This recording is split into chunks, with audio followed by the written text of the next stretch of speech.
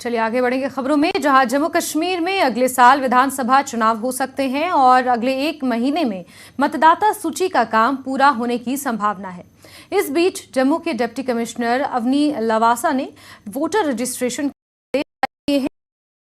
तहसीलदारों को नए वोटर्स के रजिस्ट्रेशन को लेकर निर्देश दिया गया है। निर्देश के अनुसार 1 साल से ज्यादा समय से रह रहे लोग नए वोटर के रूप में रजिस्टर किए जाएंगे और अगर कोई बाहरी व्यक्ति भी 1 साल से अधिक समय तक जम्मू में रह रहा है तो उसे वोटिंग का अधिकार मिल सकता है।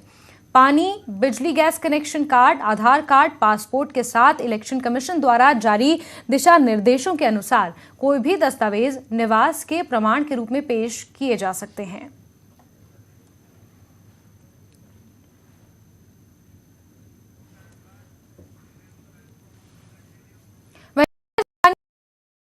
करने से जम्मू कश्मीर की पूर्व सीएम महबूबा मुफ्ती नाराज हैं। उनका कहना है कि इस तरह से जम्मू कश्मीर की संस्कृति को खत्म करने की कोशिश की जा रही है।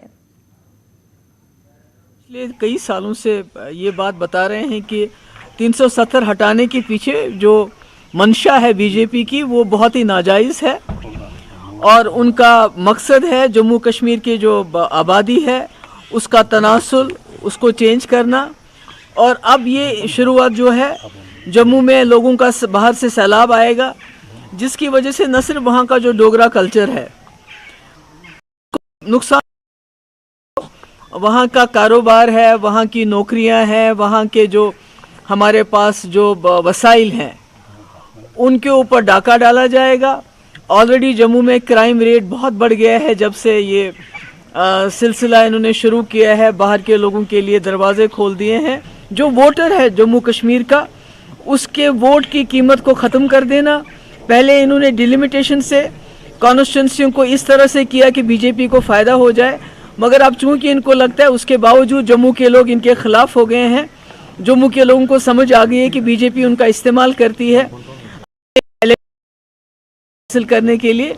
तो इसलिए अब उन्होंने ये वोटर जो है इसका एक कानून बनाया है जो कि मुल्क में कहीं भी नहीं है, जम्मू कश्मीर के सिवा ये कहीं नहीं है। ये जम्मू कश्मीर की जो हमारा कल्चर है, चाहे वो डोगरा है चाहे कश्मीरी है, हमारे जो जॉब्स है, हमारी जो एम्प्लॉयमेंट है, हमारे जो वसाइल हैं, हमारा जो कारोबार है, उसको ये ख़त्म करके